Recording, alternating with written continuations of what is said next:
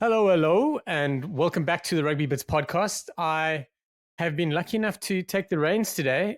Tyler's unfortunately stuck at work, but that leaves just Kooks and I to cause as much shit as possible. Kooks, how are you, my man? That sounds good. Jared, we couldn't get all Jared's agent this week, so we got, unfortunately it's just us two. And then I think Tyler also probably signed with the same management company because now Tyler's also got an old full on diva on us, and there's just now stuck at work. Poor Daniel Dimas is working hard tonight, but all good, Shocky. Very good I weekend. think, Very good weekend of rugby. yeah, it was good. Yeah, I was only just a yeah, bit it's bummed good. about the Sevens lads. And granted, they did fess up and just say they really didn't have a good tournament, but Sevens boys aside, Anton DuPont, eh? Yeah, the Anton Dupont show. I didn't like him playing in the full on tights. That felt very club rugby Tuesday in middle of winter sort of vibes. I didn't like that. I didn't like it, Shocky. It did, and with number 25 on his back. That was weird. Yeah, I was like, did you, like, see, I didn't watch much Sevens. Obviously, I just breathed through it. Was he reserved the whole time? Like, where was number 25 come from? It's not football where you just pick your number. We just like Yes, it on is the now. 77. Sevens have done that now. You are allowed to pick your number. So essentially, what happened is someone must have picked 9 for the season, and you can't change it. So imagine the daggers that they're getting from AD at the moment. But yeah, you can pick your number. So that's his number for the rest of the tournament. So The can you rest of the pick any season, should I number? say? Like you don't have to like be Yeah. like, okay, there's 16 squad numbers, maybe 1 to 16. No, like I think it's anything 99 and below. Oh, hectic. I mean, it's not bad. I mean, I don't like it. Honestly, no, you I see, think it's so weird seeing someone running around with like number 42 on their back. It's yeah, you weird. see, I agree with you because I saw the 25 and I thought, like, I'm like, is he benching? I'm like, how many guys are in the squad? Like, It like, used to be simple. There used to be 12 in the squad, and number 13 was a playing reserve. yeah, I because quite I think, like that. I mean, maybe I'm just old. no, I think, no, I'm all for like, sports changing, Test cricket's got numbers on their back and surnames, all that. I do also enjoy the Test teams with numbers and the surnames at the back. I do like that as well. But Mm. I do think when you start, like, for example, sevens, it was fine with, 1 to 12, but then you sort of move away from any number can be any position. That's fine. But now you start bringing like 25 and things like that. Now the numbers don't make sense. And a big part of explaining rugby to people is the numbers. Yes. So Fortunately, it's now, only sevens. Imagine this happened in 15s. What a shit show it would be. Here this is comes your already. lucid prop number 99. Yeah. Okay, it's interesting. Okay, he beat number Yeah, 25, but he must not just wear the long tight. I was like, oh, come on now. I know. He's it looks like Hoops is going to play in LA this weekend coming. So because I know Hoop has been with the 7 squad, so he'll play in LA. So we could have Hooper and Dupont. It's two. That'll be good. That's two World Player of the Year winners, eh? No, I think Hooper's been nominated. I don't think he's ever won. It's hard to win when you.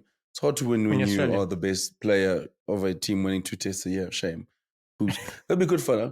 I must say, for 100 Deponte. games Oh, straight. yeah, shame. Do feel bad, and then they have a decent side. Eddie Jones kicks him to the curb. Um, Yo, but yo. I must say the Dupont thing is. I mean, so from the clips and the highlights, I mean, it was impossible not to see a Dupont highlight this weekend. Chalk, he's just a fucking good rugby player. Now he's got even more space. The times, I mean, like listen, sevens is difficult, and I think and sevens one of those sports where if you have a flaw in your game, defensive attacking wise, it's gonna get exposed because of it's basically 1v1, one mistake, guys. And those times that Dupont is just doing Dupont things, and you're like, now he's got even more space to do those things. Oh Jesus, like I was sitting there, I'm like, man, this looks so good at rugby, just so It's good, and ridiculous. and I think someone like him can. I think playing at 9 is a position he can adapt to taking the time. I think he'll be good. I think he's someone like Hooper as well. And I'm glad that it's like a side like France or a side like Australia.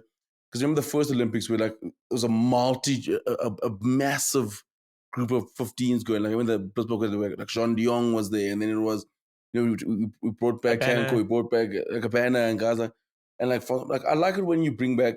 I like when the Blitz and the guys who actually play with the Blitzballs with the guys who played before, like the Rowan Nels, Sinatras. Those are the guys I bring back. But like it is great when you bring a genuine superstar in like DuPont. I think I was thinking the other day, Shocky, like when I was like just in the highlights, like who do you think could also walk into a seven setup now in 15s and do well? I think someone like Dane McKenzie would be so good at sevens. Duhan van der Merwe, cough, cough. Oh, jeez. Flipping hell. I The honestly problem is, don't. I honestly problem don't. is I don't think doing he'd it be play, excellent at it straight off the bat, but flip, he'd be good. you see, it'd just be fun to sort of throw. But does Scotland have their own team or live to play with Great Britain? Great Britain. Oh, And it's that's nice. probably nice, why nice. he isn't playing. Yeah, that's what I was saying. That's the big reason why, because I not play with the English teammates. But I'd love to see like Dane McKenzie there. I'm a flipping 18-year-old Rico Ioane playing sevens, and he was absolutely sensational. But someone like Yeah. Audi, like someone like Audi, something like Ardie, that with like, I was thinking Sia Khaleesi just because he does so much, especially in the trams, but that game might even be a bit too much for him. But I mean, I can't believe I said that. Trying to think now. I think, oh shit, man. Who was the, someone scored an absolute blinder this weekend, eighth man. Could have been, Beno. I can't remember. It was, sorry? So my mom It was said in, to it was in Beno. Super Rugby. In Super Rugby. Oh yes, the Brumbies ate. Oh, the chip and Flip chase. it. Oh, That guy can yeah, play that's a great, sevens. great In cover fact, I try. actually think he has. I think he has. So that's a bit of a cheap one. I was gonna say, Shocky, you can't say anyone in the box side. You can't be like, okay, oh, I think Colby would be good or Orange seven because they came from sevens. Like that's the problem. Half our steps they all come like What Kalan about to sevens. I tell you who'd be a good shot. Ryan Baird for Australia, for Ireland. He's quick. He's really. I think he's a bit too tall, but he's flipping rapid. Gas. Rapid. I'm trying to think now who else we've got here. I'm actually just having a look at the Six Nations lineups quickly just to see. Ben Earl could definitely play. Definitely. I think Henry Slade might be pretty decent just because of his playmaker vibes. Yeah, just worry about him defensively if he struggles in 15s already. Yeah. And then I suppose Carl Steyn doesn't count because he played sevens already. Yeah. Yeah, he's played sevens already. I think Cam Redpath would be good fun there. Yeah. Yeah. I think Hugh I'll tell you Jones. what we Hugh do. Jones. He would rip it up. Hugh Jones is rumored to go to Montpellier next year. Yeah, I saw that. Or due to sign for them. True. So yeah. It's a good pick up for Montpellier. Yeah. What an awesome little build up. Now that we're talking about Great Britain and the sevens players that they could possibly have on the Sevens series, let's jump into the Six Nations. I think probably the easiest game to talk about because there's a hell of a lot of shit happening in the other games is Ireland-Wales. Ireland run out 31-7 winners. I thought Wales probably were worth more than 7 points. I thought they could have had another shot. But the Ireland machine just going through the motions. If anyone deserves an Oscar nomination for Best Supporting Actor, I think Peter O'Mahony deserves it for holding up Andrew Porter's arm the whole entire time he scrummed. Yeah, he definitely does. He definitely does. But I think Ireland is in that. When you watch the game, it was one of those games where like you're right, it sort of goes through the motions, and you just like it. Like there's never a time where Ireland looked like they were not in control. I mean, Wales had a few spurts here and there, but like it kind of felt like Ireland could score when they needed to. I think Ireland now they flipping. The big plus for them is Shocky. I'm sure you've noticed now is the big change in their line out since the World Cup. I mean, that was the Achilles heel. Now the line has been functioning so well, and now their driving maul has been flipping exceptional. I mean, I thought they were very good again. Again, with like it's like you said, it's a well-oiled machine. They have different ways to win, but the funny thing is, Shocky, with Ireland, I found myself thinking big picture with them. Because there's not much happening in the game. So I was like thinking big picture, and I kept looking at their team. This is going to sound controversial. It might be controversial. I would rather be, let's say, by the end of Six Nations, I would still rather be where France is now than Ireland. Because I was looking at Ireland. Like, the mess that France is in at the moment, obviously. But, like, I still get Dupont coming back. I get Jalibe coming back. I get Ntama coming back. I get us finding form again. Whereas Ireland, I'm like, where do you go from here? Because the problem is they still have a bunch of 30. They still have an old team, and especially the pack. I'm like, oof, some of these guys aren't going to the next World Cup. And you look at something like a Porter, then if Porter comes up, then you have you're tired for them. They still have Ken Healy. I was like, oh Jesus, the squad gets older and older. Yes, you get the Joe McCarthy's and but it's not a young side. Even the likes of Bandiaki, they aren't spring chickens. So I was just looking in the future. I'm like, it does feel like Andy Farrell's obviously the Sexton's gone out and guys like that, where he's sort of trying to find a bridge between bringing the youngsters and keeping experience. But I do worry about their depth below the Yeah. guys who are a bit older. That's Look for at me. look at Hooker. Like Hooker's a big one. But because look at me with Yeah. Dan Sheehan. I mean, who's and Ryan He's going Keller to be is. around for a while. Mm, But then it's Kelleher, and then I mean, I know Rob Herring probably still in the mix, but then they're really thin after that, you know. yeah, 100%. That's what I felt like with Ireland. I was like, man, like they sort like look at fullback for example. You have Mac Hansen. I mean, sorry, Mac Hansen. You have oh geez, what is his name? Hugo Keenan. You have Keenan. Hugo Keenan, fantastic, and then you have Froley. But there's a big gap between a Hugo Keenan and a Froley, for example. If they lose James Lowe, I worry about them because James Lowe is a key cog to that side. There's certain He is position, vital. He's 100%. vital. For a winger, he does so much other stuff that what's only been kind of highlighted in the last year is his exits. But there's so much more that he does. He is massive. Just because one thing I actually forgot about him between like the World Cup and the Six Nations was how ridiculously strong he is carrying. He's excellent. He's an excellent winger, but he's got a great boot on him and so much more. No, 100%. I'm such a big fan. I mean, look, like I look at the Ireland squad. Some of the players here, for example, like Banyaki's 33, He must play forever. I won't like be happy when he retires. Henshaw's 30, but we can go. Gary Rose is 29.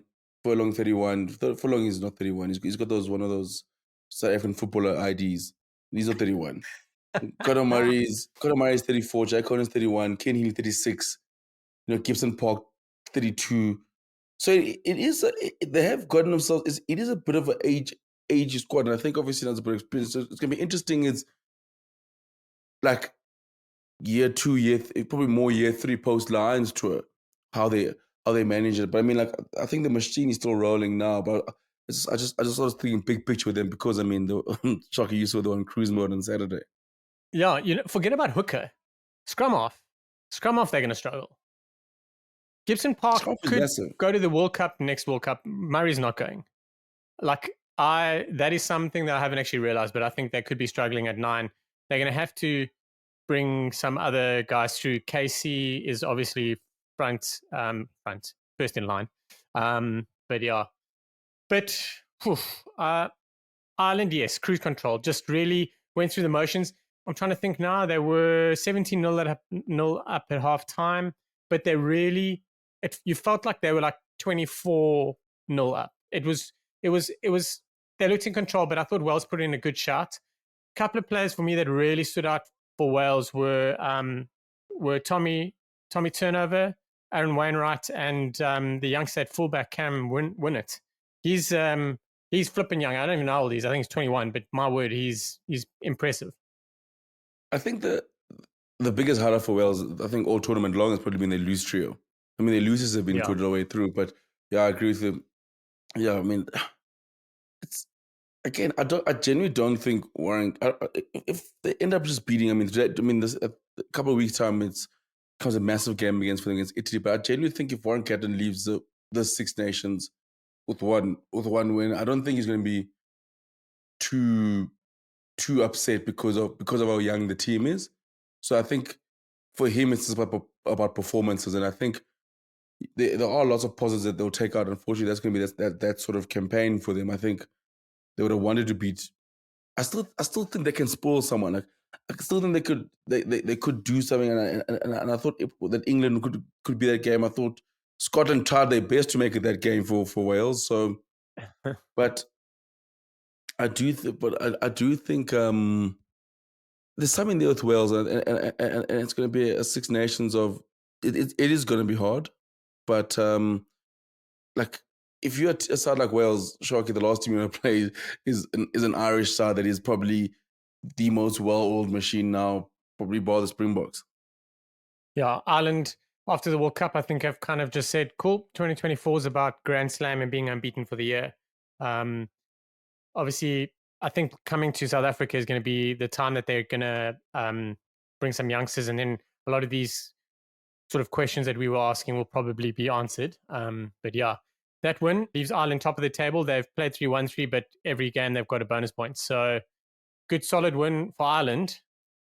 Wrapping that up, going on to an absolute crackerjack of a game, Scotland, England.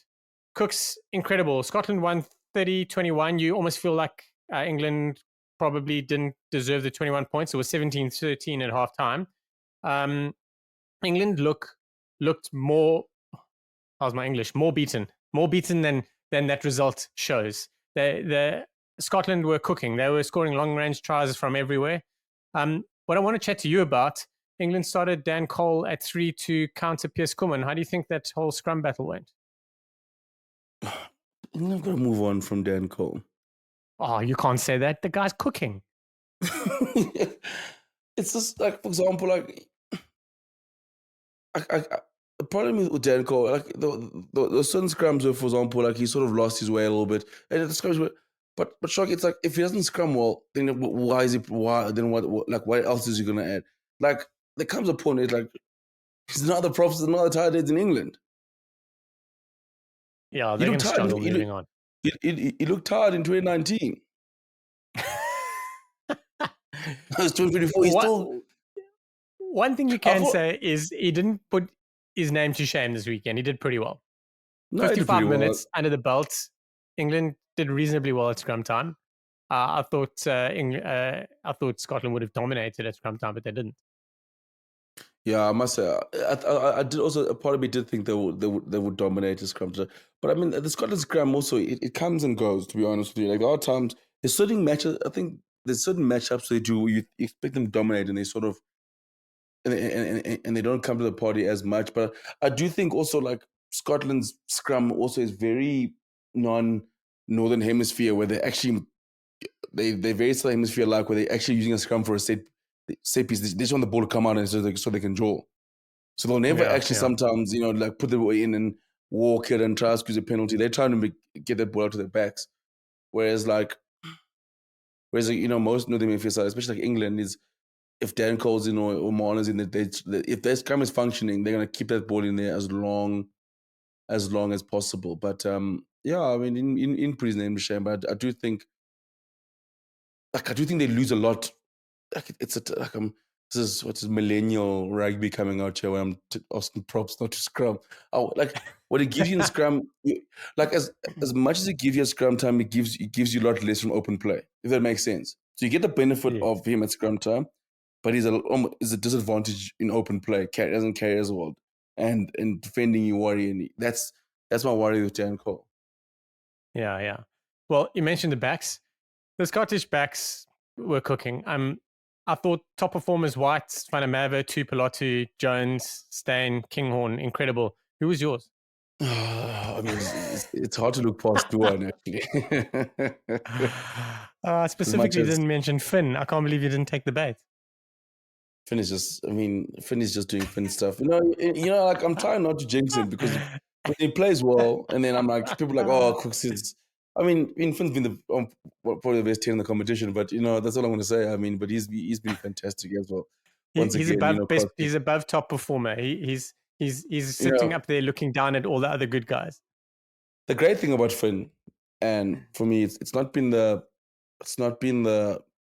cross kicks and the wild offloads and things like that. It's the game management. I thought the way he managed the game, and in Scotland managed the game, that the second half, especially after the Duhan trying to get a hat trick, was very good. And I thought Finn's done very, very well in managing games in his first 3 games, and probably besides that crazy 20-minute period against Wales, and then where things were just panicked, and then the France one, which that that one's gonna still probably haunts Scotland to this day. But he has been good. But Sharky, I think what surprised me the most about Scotland, I'm gonna say a word I don't think I've never said about Scotland since rugby started. Is that they were clinical. That they didn't have much ball in the first half. They created about 3 chances and then they scored 3 tries. I mean, Duhan's first 2 tries were basically, one scrum, guy goes to the corner and then knock on and then Oak runs 50 meters and scores. And then they have the interception of the line out, boom, penalty. Then you blink, you're like, holy shit, where did the 17 points come from? And you're watching Yeah. England. Oh, jeez, I think the best would beat England at the moment is just give them the ball, let them run at you. Yeah. So I think that was something I found a big tick for Scotland is how clinical they were. Yeah. They were brilliant. I thought Duhan, obviously, you see, I've got this theory about Scotland. Because they're really good at striking from deep. And I think that benefits their midfield pairing the best, especially Hugh Jones, just because of the lines he runs. But my theory is Scotland once they make that massive line break, they have to score like soon afterwards.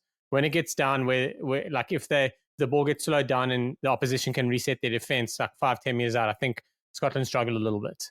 But that could just honestly be me watching earlier this competition. But Scotland were incredible. I thought so when Van der Merwe scored his first try, I was like, that's great. But that second try was absolutely wild. Like he puts his hand up to fend, and I think it was Ben Earl, and then he realized I'm actually going to be far enough away. I don't even need to bother. And then he looks over, there's some cover defense coming across, and then he just puts his ears back. It was insane. Just incredibly good to watch. Like the ultimate number 11, like a number 11 try, like yes. One chance. Go for the corner. Tuck the ball. The funny thing about that Listen, try is I thought he stuffed that finish. Did you see that finish? Yeah, me too. He swapped it around and then stepped out to dive. I was like, what?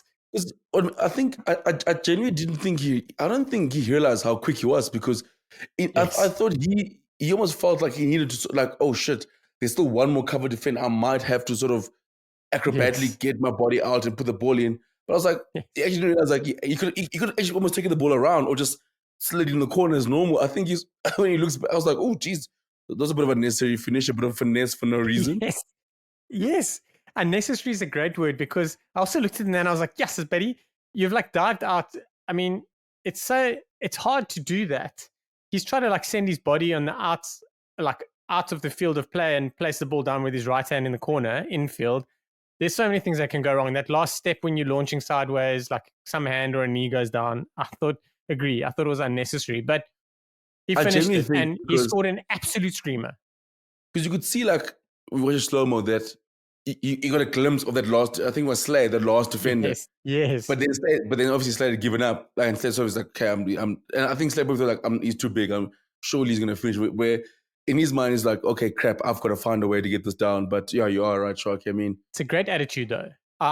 You see, 100%. That's the thing though. Like we're talking about like unnecessary, but that's a great attitude to have. Like how many times have we seen players get there and they're like, cool, I'm golden. And then they just get smoked or they do something stupid. So yeah, like it was brilliant. Onto England. Sorry, not onto England, onto Kooks. Wrap it up. I mean, because obviously you there's a lot of obviously take. I mean, classic Six Nations, the greatest competition in the world, as they pay to say every 5 minutes. Yes, they say it a lot, eh? The greatest championship in the world. I'm like, jeepers, like, can you calm down? But like, because they got a lot of stick. I mean, not a lot of stick, but obviously on Twitter, the story gets put out. Duhan van der Merwe, one of the best wing in the world, or is he reaching there? I think in South Africa, Duhan van der Merwe will always get a bit of certain stick. I don't think he is the best in the world, but I definitely think he is in the conversation. Like I can't name, say, 4 or 5 other wings ahead of him comfortably. I think he's in the conversation. Absolutely. Now that you bring it up, big chatter. I saw a couple of groups that I'm on. I had to not comment because I would have caused a fight. But the general feeling is that Duhan van der Merwe wouldn't make the Springbok squad. A lot of people are saying that he wouldn't even get a chance. I disagree, but I shouldn't have said that. I wanted to ask you, what are your thoughts on it? Because, okay, I'll have my say after you. I'll ask you a question and then answer it for you. he could have made. I mean, because you look at the time he left, obviously. I mean, it is like No, I'm talking about because now.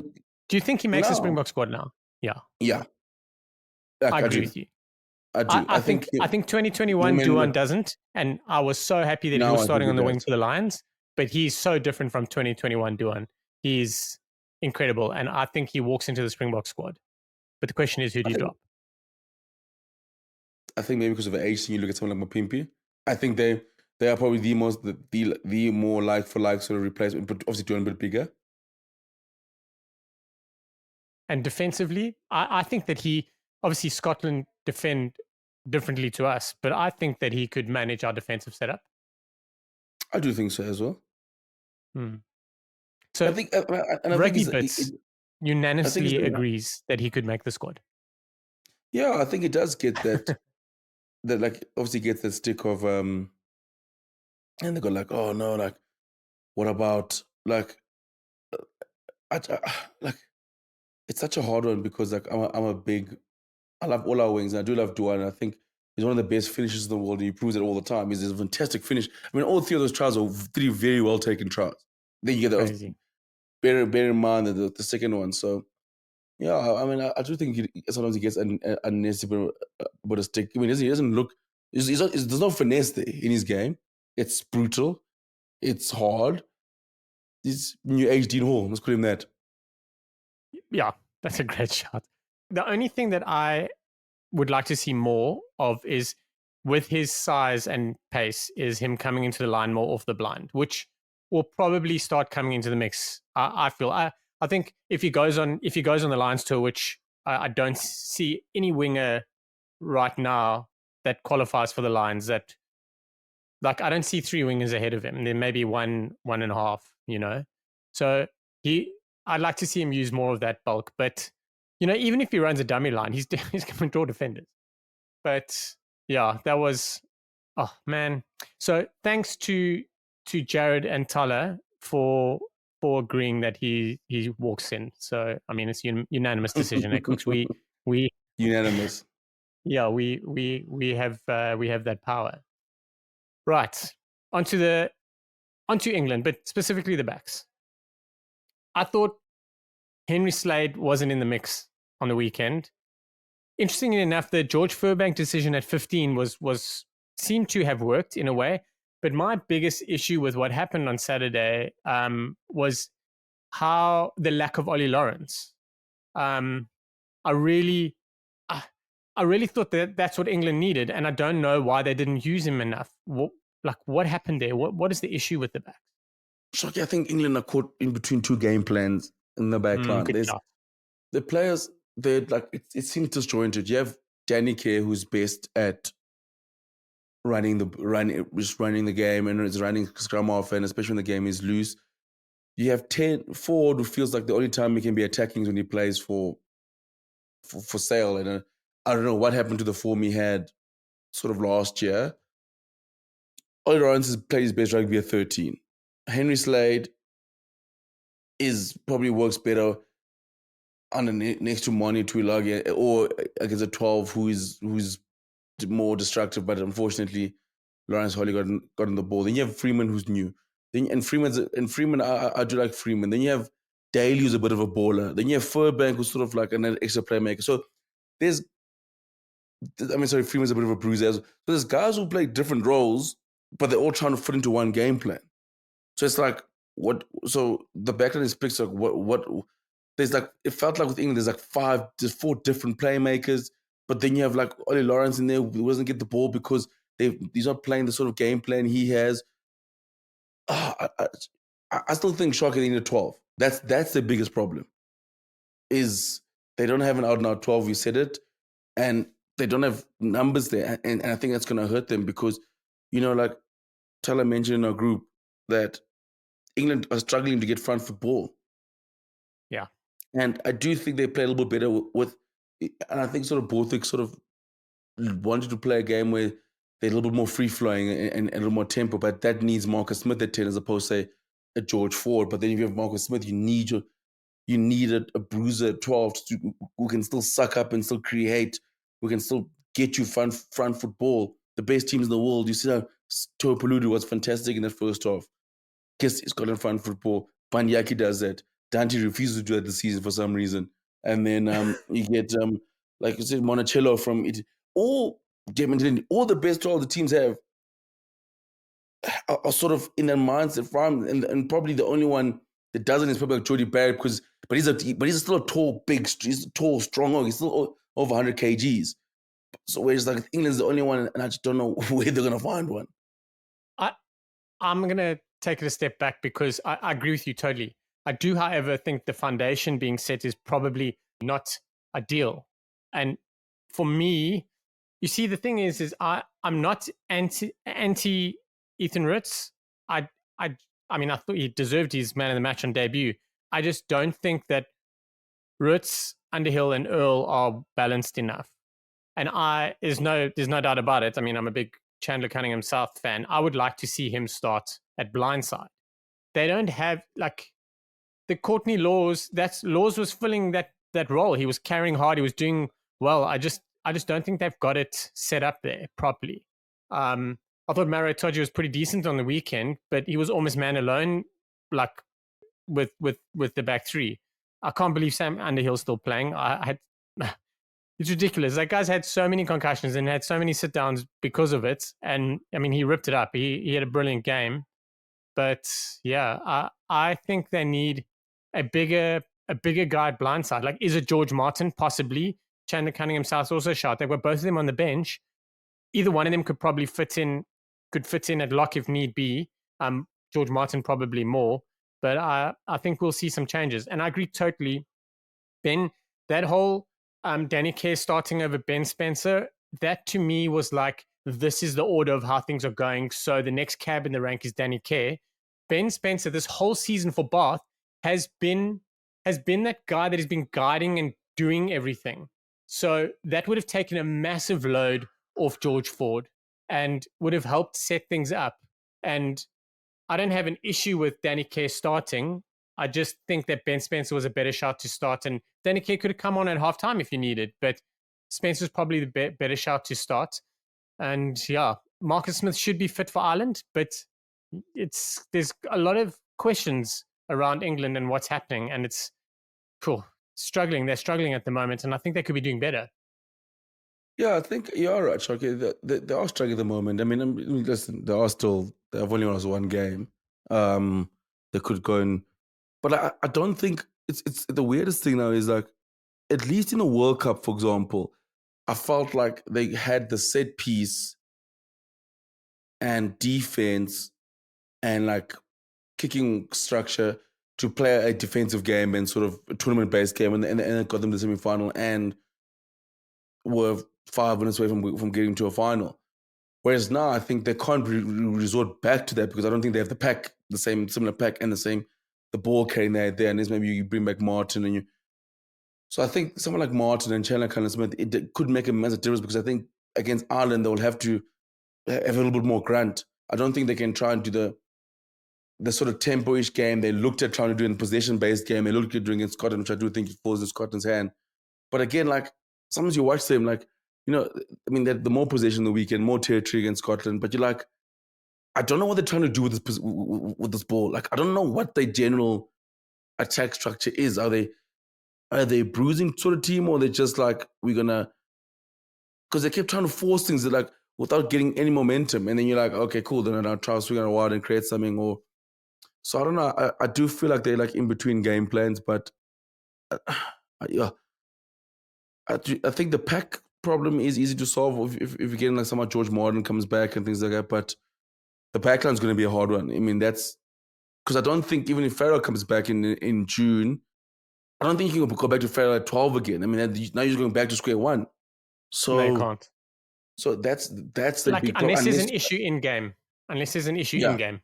Unless you're just telling Ollie Roy, I mean, like I'm not doing so too laggy thing again. Like, how many years are we doing this for, Sharky? Like, he comes in, we can be static, but we know he's going to play 5 tests, gets injured, something happens.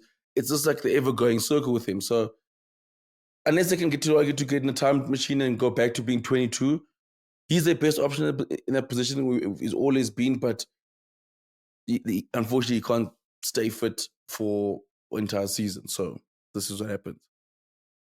Okay, let's talk about one of England's big shining lights, Emmanuel Faye-Weboso. I think he's a breath of fresh air for England. Like what you're saying with, I think England under Eddie Jones, they always talk about how like regimented everything was and how it was like do this, do this, do this. Where Borthwick is he maybe trying to give some more freedom and England are kind of stuck in between. I don't know. But Faye-Weboso, brilliant. It was just so great seeing him. Like he wanted to do some things that kind of looked like he went off kind of script a little bit, and just saw an opportunity and took it for his try. But I think he's going to have. It's going to be interesting to see how things move forward for him in the future. Obviously, he wanted to stay in England because he's starting to be a doctor. Like what's going to take preference when he graduates and all that sort of stuff. I quite like him. I would love to see him actually in the midfield. I think there could be a good opportunity for him there, but he's probably almost certainly going to be in the squad moving forward. Yeah, definitely. I mean, I like him too. I think he's very exciting as well. Like you want to see him on the ball, the line he picked to score that try. I mean, I like him as well. Like you said, he brings a proper vibe and exuberance that England sort of lack, and sometimes because they just feel so rigid and they just feel like they got like I don't know, like they're just hard to watch at times. But like he's like half the time you actually care on watching the England game to see him come on. But I like that shot of him maybe moving to midfield one day. But he gives me like he looks like almost like a bigger version of Anthony Watson. Yes, and it's like a but bigger and a not bit more taller. He's explosive just version. bulkier. Yeah, bulkier and a bit more explosive, and it's sort of like which is people think that's like because Anthony Watson for me was one of fantastic England for England. Oh, stand in line, bro. Stand in line. I'm first when it comes to the Anthony Watson fan club. So I do think that's going to be. Yeah, I mean he's a good player. I mean, I'm glad that you got there. Hopefully, I'd love to see him be brave and give him a start this weekend. I mean, I don't think they have anything to who are you lose going to drop though? against Ireland. You're going to have to drop Elliot Daly because he's a left wing, if I'm not mistaken. Yeah, I do like he's a Elliot right wing. Daly. He's a right wing. So Freeman.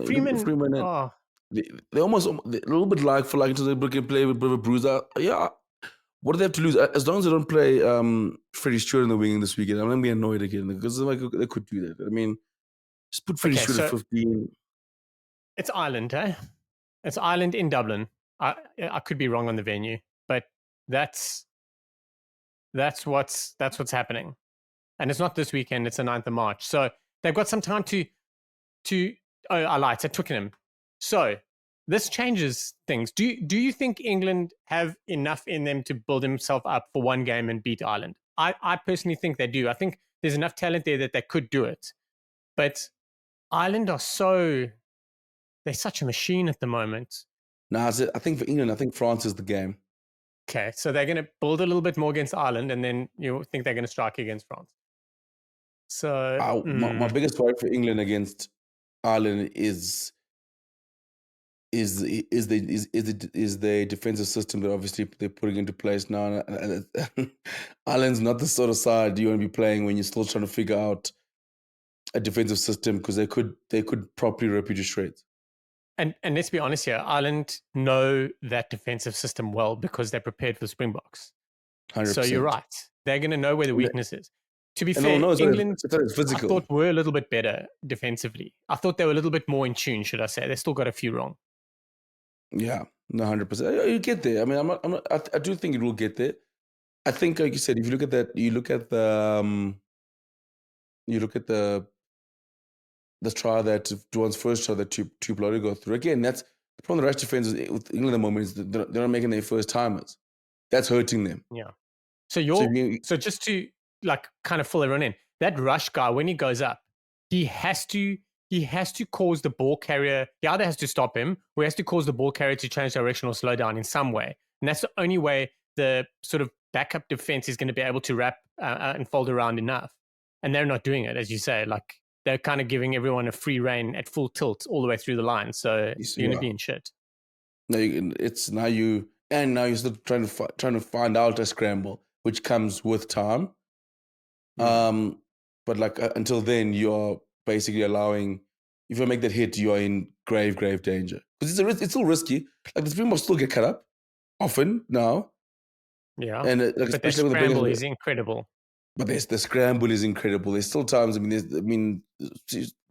been the Boxers' trait now. Is they've got their scramble to defend to a level that is incredible. Where how quickly they go from being conceding a line break into actually getting themselves in a position of power is amazing. Whereas with England, that will take time. And I just think also what is hurting England is the fact is they just don't have that physicality, especially with the Box. Yes, they've got the incredible rush defense, but I also think there's no better team at disrupting rucks than the Springboks. So yes, you can get the momentum, but then you have fucking Siya Kolisi coming in and just messing up your rugby. Faf is being a menace. Eben comes. So we want to steal out of the ball, but we're good at disrupting rucks and slowing down play. Whereas England have still got to get to that phase. They may have better fetches and Ben Earl, for example, or Sergei Ruetz. But I think they need George Martin. They need someone like Chanakani Smith who can actually hit opposition rucks and just allow the opposition to buy that rush defense a little bit more time. Because I think, unfortunately, times now is when they do rush and the team still got front for ball, it gives them space like that. Like Finn sees it, boom, puts it over. This puts it over, or you can slip someone like Tulo Pulo, you slip someone through in a short gap, guy runs 50 meters. So those are teething problems that come with rush defense. Unfortunately, it's one of those things where it gets better, it gets worse before it gets better. Yeah, yeah. Okay, we'll stop flogging a dead horse for the time being. I think we can move off the brilliant Scotland performance, especially the backs. Now we can move on to probably one of the most controversial moments of the weekend: France versus Italy. Cooks, it just what Italy got smelt a bit of blood in the water. They picked it up and they just kept putting pressure on France. My question is Fabien Galtier in trouble of losing his job? Like the Six Nations, if it doesn't go well for them. The other thing is they've lost Matthew Jalibert. He's out for 6 weeks. Where did it go wrong? Was it shitty France or brilliant Italy or a mixture of the both? Yeah, I think France has been the best way I can describe it for us African viewers is France for me are in the Springboks 2006 year. Where it's just like I just don't think they're the races at the moment. I think obviously the England game, they're the Ireland game. I think they've had a few injuries and things like that. And we still got into the Ireland game, for example, saying, yes, there are a few injuries, but they should still be fine. They could still find a way at home. Now they've lost Jalibert. I think, and there's talks of Ramos playing at 10 and not getting someone like a Hastoy in or so I do think I think it was a lot. I mean, Italy were fantastic, but I do think it was more shitty France. I mean, I still thought as shitty as France were, they would still find a way to close the game and not give because they kept giving Italy a sniff and a sniff. And I thought, geez, Italy, come on, take a chance eventually, take a chance. And eventually, I was like, oh, you know what? There's going to be those classic France Italy games where, you know what, Italy they're in there and in the last 5 minutes, France finds a try or two and they go. But Italy, to their credit, did not go away the whole time. They almost got stronger and stronger as the game went in. And I don't know if maybe France, like I don't know, us South African fans are saying that we maybe broke them. I don't think they got the scars from there, but I do think they are missing Ntamak. They're missing Dupont, not necessarily in terms of their brilliance of play, just in controlling games. I don't think France has controlled the game at all. The Six Nations. No, look back at Scotland. I mean, you say like France find a way, but they found a way against Scotland, and they kind of found a way against Italy. This has been a very poor Six Nations for them. Very, very poor. But I wouldn't fire Galtier, to be honest with you. I still would keep him until, unless, I mean, like I think it's okay. Let's play Shocky. Let's put our black hats on you and a Grim Reaper spears on you. If you fire Galtier, who you getting? Oh shit, bro. No idea. No idea. I don't know. It could be a little bit of a merry-go-round in France if that does happen, though. That he's going to stay in rugby, so there's going to be musical chairs some seriousness happening. But I I I think that there's a little bit of pressure there. I don't think he goes this year. I think if this carries on for the rest of the year and the next Six Nations, there's going to be trouble. But he's done enough over the last I can't even remember when it was, 4+ years.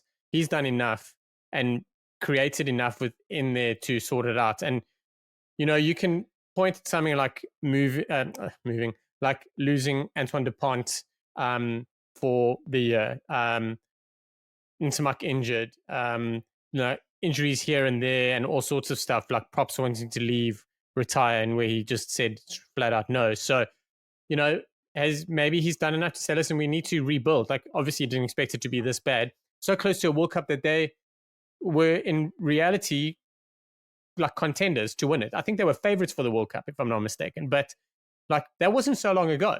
So there's a lot happening there. And they ran into an Italian side that knew.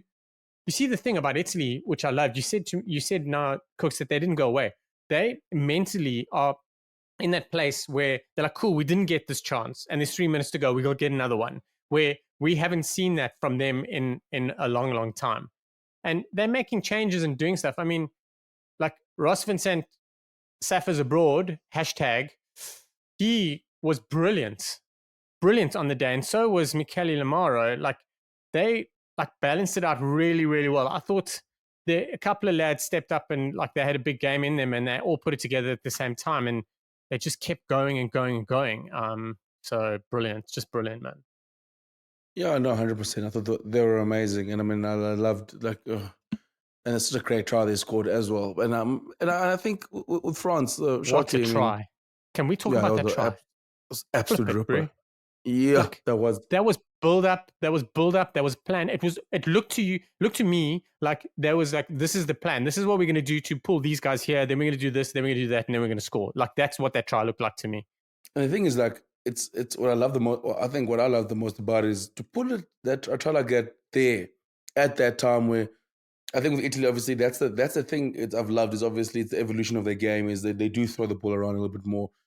They don't just obviously stick to the old school, boring Portuguese rugby we used to watch. Now they do actually give the ball some air and against a good French defense as well. I'm sure Edwards probably it's going to be a tough meeting for those boys. But Shocky, I want to say back to Galtier quickly before you talk about the most controversial non-call in a long time. I think if I'm France, unless I've got someone, there is a clear candidate, not named Eddie Jones, who is they know this guy is the best coach available at the moment and come in straight away. Then maybe you can sack him up. Maybe, like I don't think they'll go for like Ron O'Gara or something like that. But like I think of because the one maybe they do. But like you said, I agree with. I think Galtier's bought himself at least until the next Six Nations. Yes, I'm with you. Like at least until he can sit there and be like, okay, guys, there's been a few changes. Can I also just get back my best players as well? Like, I hate this case of, someone who go like, yeah, but this team is like, with Dupont, like, look at him, they're weak. Like, yeah, they've lost the best fucking player in the world.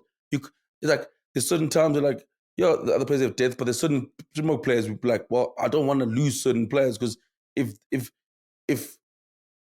let's say, like, say Pollard is out, CS out, I do worry. Like, you know what I mean? If Eben's out, like, and France have unfortunately been ravaged injured. So I think, and also one of their injuries is the best player in the world. So I do think Gaultier has at least bought himself that year until next year.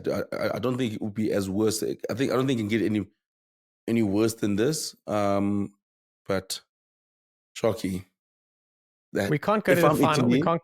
We can't go to that yet. You have missed a very, very important part of the game, and that's when you got a red card.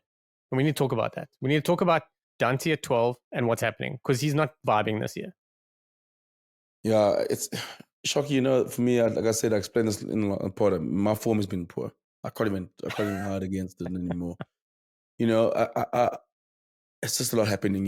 It's hot here in Joburg, and flying all the way to France, changing conditions, snow. And it's been tough, Shocky. But I agree with you, Shocky. Yo, Dante, he has not been good at all. And But how do you go from the World Cup into this form? like it feels like it's Weird. gotten worse and worse. And this was almost the culmination of getting the red card. And maybe actually that break will do him good.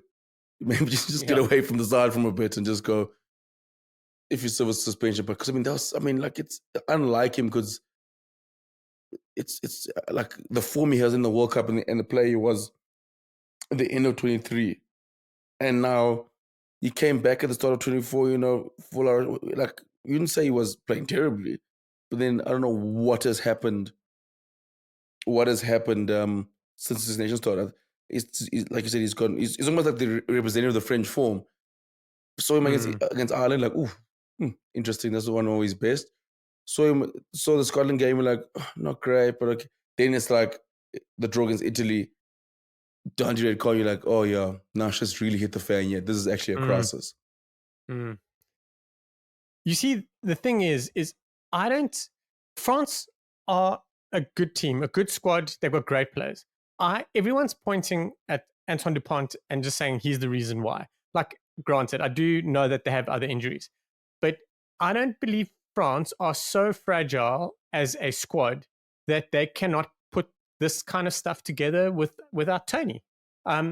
Like that's the thing that like is he bringing that much more to the vibes? Is he bringing that much more to training? Like, how does it work? Because if you reel off those names, like Jalibert, Dante, Bilberry, like Damien Penaud, Olivon, Cross, like Aldrich, like seriously, they've like it's crazy. They've got what it takes without even with losing someone like Antoine Dupont.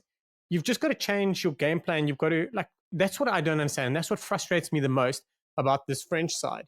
So fair enough. They've lost Dupont and Intermark, and they're a massive. I mean, they probably manage everything, but they could really be doing better. I feel. Right, moan done and aside. There is something else that you want to talk about, and I have a funny feeling, Cook said we probably not going to agree on this. Oh, Shocky, what is your take?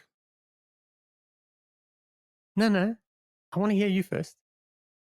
Shocky, I mean, one, I do think it was a little bit of a robbery against Italy because you can't charge down a penalty.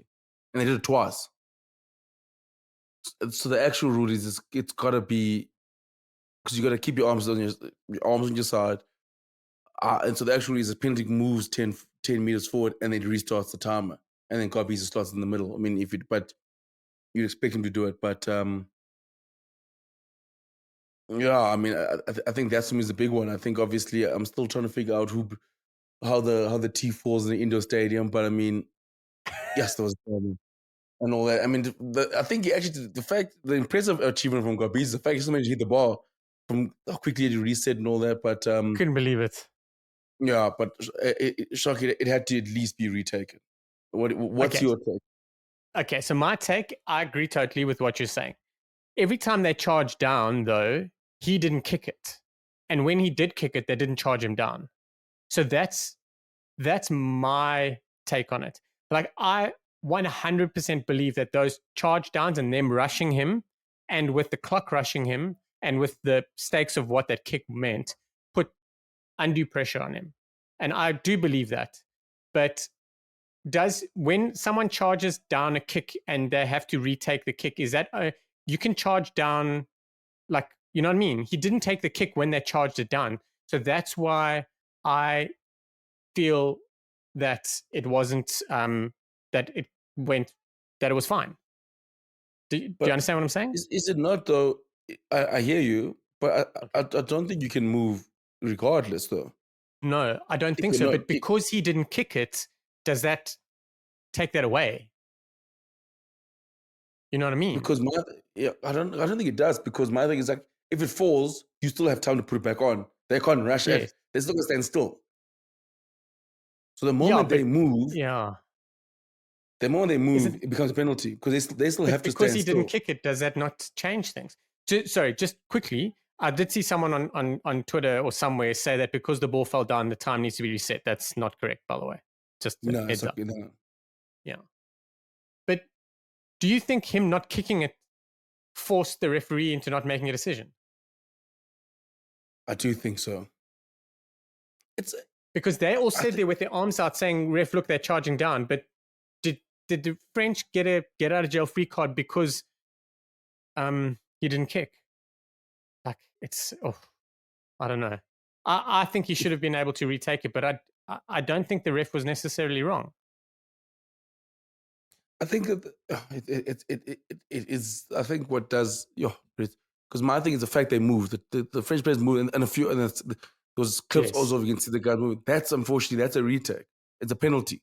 I mean, and I've seen a few chats about people asking whether there should be you should be able to charge a penalty. I don't think so. It's an infringement. A tries happy to charge on it, but a penalty is you in the wrong, stand still. I'm still in the camp that I still. This is a separate issue I have. Like, I just think why the ball has to be straight in a scrum in the line out in a scrum. It doesn't make sense to me. You kick the ball out. I can throw the ball. If I throw the ball in my 10, don't kick the ball out then, or don't what you call it, or don't flip and run, or don't get tackled out. But sorry, that's an issue for another day. But like, it's okay, Cooks. We've got another 45 minutes. Sit on the couch. Let's just tell us how you feel about it. no, but again, I think that's the harder for Italy is the fact that it was an infringement. They did move in a penalty. Unfortunately, until 60 seconds happens, you can't move. Whether he Yeah. kicks it or not, and I think that's where I think the referee probably was like the fact he didn't kick it. And I agree with you, Shock. I think that's one like, well, if he kicks in, and I think the time goes because it is a crazy call. As well, there's a lot going on there, and it's also one of those ones where it's It was unprecedented. chaos, eh? So much happening. So and it's like as a ref, I mean. Look at me. Someone was watching Bench. Was it not Bench Rumors? What's the reference documentary called again? Oh shit, I don't know. I haven't seen it yet. Whistleblowers. So someone's watched Whistleblowers. Now I'm like, I'm sympathizing with them. Shocking how much I've changed leaf. Like they are human too. Sometimes you can get caught up in a situation. You're like, shit, what the hell is Like, going on here? It's everyone foul. gets Ball's flustered. foul. There's 60 seconds. There's 10 seconds left. He's gonna put on. I gotta make sure it's time. This guy's rushing. So there's a lot going on at that time. And I think with the the charge on thing probably, and I mean, sorry, the charge on I think in hindsight it comes in. We have the luxury of hindsight, obviously, and Yeah. replays, but flipping Not home, 60 man, it's seconds of chaos in France. 60. But the rule, the time was not the issue, as we tweeted all weekend long. The what? The rule isn't the issue. Was it the time? People were saying they must get rid of the shot clock. I'm like, no, that's not the issue here. No, it's not the issue. But yeah, very, very interesting. It's like I look at that and I'm like, what the French team did and the pressure of everything put Garbisi off. I really feel that way. He was definitely rushed. He was rushed because of the shot clock. He was rushed because the French side were rushing him. He was rushed because the ball fell off the tee inside a stadium. Like, oh man, it's chaos. Absolute I do think chaos. I do think the way in the shot clock starts must be adjusted. Yes. So if I'm not mistaken, the law is when the tee comes onto the field, the shot clock starts. So when you tell the referee you are going to kick, or when the kicking tee comes onto the field, which means you are showing that you are going to kick, the shot clock starts. But again, but for me, I think it starts when the tee gets on. When you get the tee in your hand, start the shot clock then. Because sometimes you chatting is not going on, going for polls. Now, if that makes sense. Yeah. What I think is, I personally feel the referee needs to look at the player and say the shot clock has started. Yes. I think that will manage a lot of hassles. Because we're finding a lot of times things happen and people are either not seeing the shot clock or you know what I mean? Like you look up, even for us as fans, we're watching on TV and all of a sudden 30 seconds are gone. You're like, whoa, hang on a second, what's going on here? So we're still celebrating the trial. Yes, I think I think a lot could be fixed by the referee saying the shot clock is on or it has started, to the kicker. Like so he knows he's got 60 seconds from then. I think that will manage a lot of hassles. I agree with that. I like that. Not that would have changed the chaos from the weekend. No. But Italy and France draw. France led 10-3 at halftime. Dante was sent off on the stroke of halftime. And then, what an incredible game of rugby afterwards. I think also we feel we feel for Italy because of that moment it would have been, um, France beating France in France. But big shout out to the Italian rugby sides, the men's sides, because the under 20 side beat France on Friday and their men's senior side drew with France on Sunday. So incredible weekend for Italian rugby. And then the captain of the 20 side starts singing No Sandora. I was also sing some opera straight Yes. after that. So At least he's got another job. 100%. He's got life after rugby sorted out. But yeah, good weekend for Italy. Again, all they can do now from here is try and kick on. But fantastic weekend for them. But in general, shock even before you took yours, it was a good weekend of rugby. Good. Six Nations is firmly balanced. I mean, I just wanted to be all set up for Scotland in that because I think Scotland played Ireland last, the last weekend. Yes. That's Yeah. all I want is So and just and win the tournament. yeah, That's what so we've got a week's break, and then they've got the final two rounds. So next round is Italy Scotland, which should be fun in Italy. England, Ireland, Wales, France, and then the final round is Wales, Italy, Ireland, Scotland, France, England. So sure. do you think Scotland Scottish and asked England for their mates for a favor? Like, come on, Ox, just get a draw against Ireland. Do something. Or Italy get 2 wins at the end of the tournament against Scotland and Wales. I mean, it could go either way. No, you see, now, Uh, I've been doing well, being cautiously optimistic about Scotland because Scotland could go lose to Italy and then halt yes. all this conversation. You see, Win the Scotland Six could. Nations. Like they could This is finish Scotland. fourth, or they could win the Six Nations. Yeah, that's Scotland summed up. They could lose to Italy, or they could beat Italy and beat Ireland and win the Six Nations. That's them in a nutshell. Oh, imagine they draw to Ireland and then Ireland still win it. Oh man. Oh, I think the big thing for Ireland is they've obviously got 15 points, so that's those 3 bonus points are huge. yeah, huge. So yeah, but we're in for an interesting 2 rounds. We do have a break this week in terms of international competitions. Take a little bit. Well, the Six Nations takes a back seat, and the URC is back. Cooks, we could go through a lot, but I think South Africans are only really focused on one thing, and that's Ringo apologizes, not Lions Sharks, but it's the big one. Bulls, who are 3rd on the log, against Stormers, who are 6th on the log at Loftus. Shame. Let's give Ringo some love. It is Origin weekend again, and the guys did Ringo. They did listen to Ringo's marketing pleas and campaigns and managed to get onto to Ellis Park. But yes, Bull Stormers is massive. What 7 straight wins for the Stormers now? Oh, wow. So I did not know that. no, it's massive. I think last time I checked, there was yesterday. They said there's 30,000 tickets sold. I think there's more. It's good. They're hoping to get to about 42,000. It's gonna be. It's Oh, no, gonna there's be. 30. Yeah, there's plenty sold already. And I'm sure. It's, I think the Bulls have got the Boks back. I mean, they played the Boks. They played a lot against the Lions. Moody played. yes, Orange played. Moody's playing. I know that he's back in training. Yeah, So who's I going to mean, be back for the Stormers? I mean, They've got their boys back, don't they? yeah, I think the Stormers Boks get back this week as well. So I mean Williams is back. No, that's Marnie. That's I'm actually keen to see if Franz Mahel will be back. He hasn't played since the World Cup. That's true. John Ferry, hopefully he should be back. I haven't even been paying attention to that. Yeah, so but they should come back. It would be the right thing to do. Like, let's be honest. This is the perfect game to bring them back. Obviously, they had the bye last week, and then you sort of bring them back at this time. I mean, give the fans what we want. Let the boys play. Yeah, let the boys play. I mean, we're looking at 45,000 people, close to 50,000 people at Loftus, north, south, the 2 best SA sides of the country. And I do think whoever wins this game probably wins the SA Shield again, which is massive. Huge. I'm going to put an early shout out. I think the Bulls take this. Even Bulls. I think so.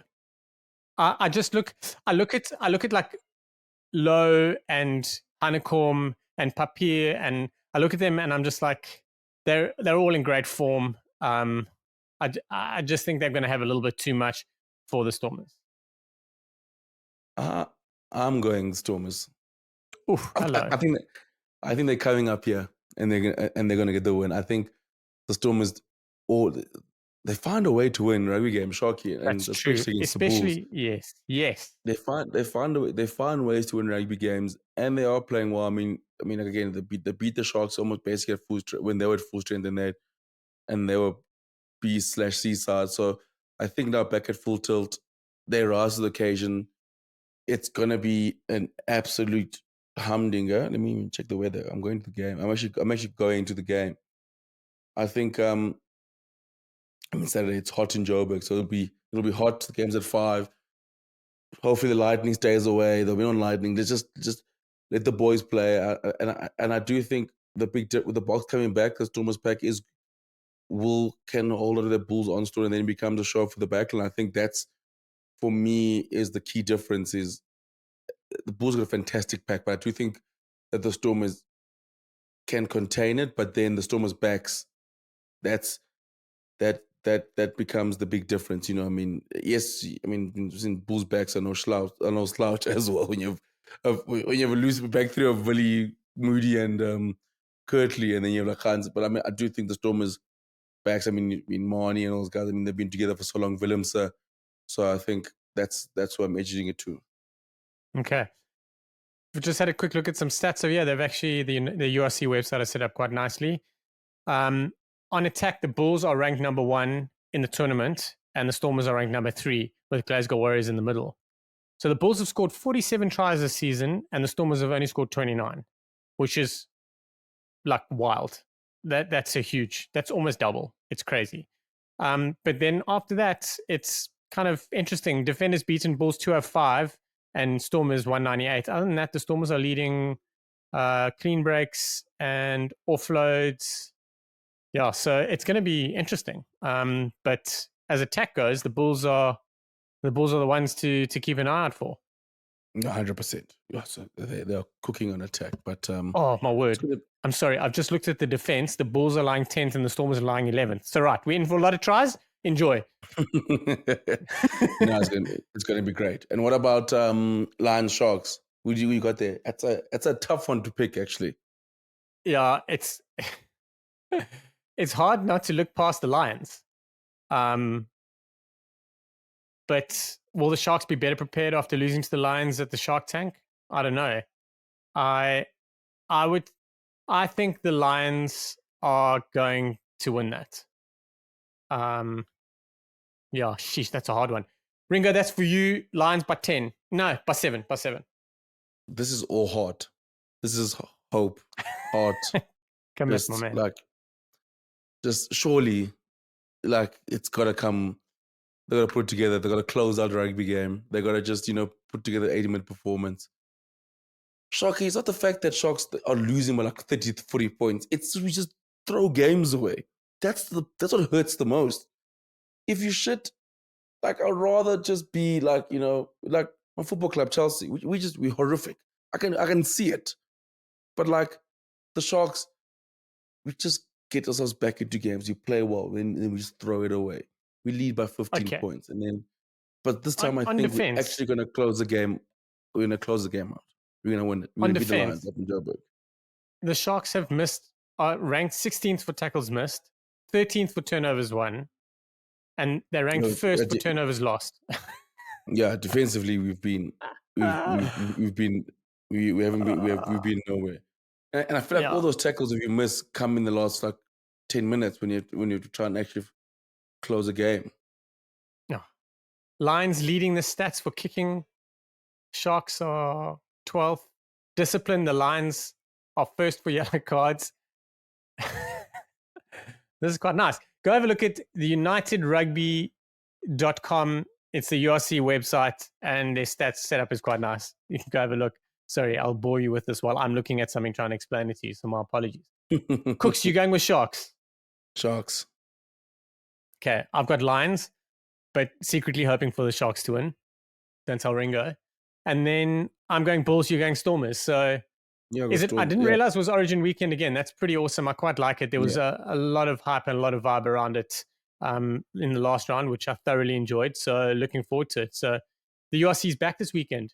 Kooks, any parting thoughts? No, just URC, more sevens again this weekend, like another blockbuster rugby weekend, and hopefully people go down to the stadiums like they did for the last Absolutely. Origin weekend. Yeah, that's my parting Well, shot. It was tapping. great to see people at the stadiums. Ellis Park, Loftus. I'm excited. I can't wait. I'm really looking forward to being at Loftus this weekend. But if you see me wearing a Stormers jersey, please mind your own business. It's for work. For work. Did you guys see the inverted commas when he said it's for work? Well, last time I did a work thing for the Bulls and Stormers, they gave me a Bulls jersey, and I was wearing it in Cape Town. So now to wear a Stormers jersey in Pretoria. Geez, There's that's someone trying to kill me controversial. in the office. There's someone I'm there's someone sure. trying to take me out. Someone's trying to Yes. be like, listen, we want Kooks to be part of. We want Kooks to be taken out of the stadium, so we're just gonna like just make him wear different type of jerseys. But not like my No, I'm with you. I agree. I think there's someone after you. it's like what's next? You're gonna make me wear a flipping England rugby jersey or an England rugby jersey when they come to the South Africa next time. Like, there you go, Cook. That's what you're gonna wear in Bloom. You're not good. Yes, and from me, I'm with you. I think sevens. I'm really pumped to see the lads get on. It's in LA, so it's really crappy times. But more importantly, looking forward to URC this weekend. It's going to be an absolute cracker. That's going to wrap up this week's episode of the Rugby Bits podcast. Kooks, thank you very much, my man. I hope you have an incredible week. And to all the listeners out there, thank you very much. Share the love. We'll catch you later. Cheers, guys.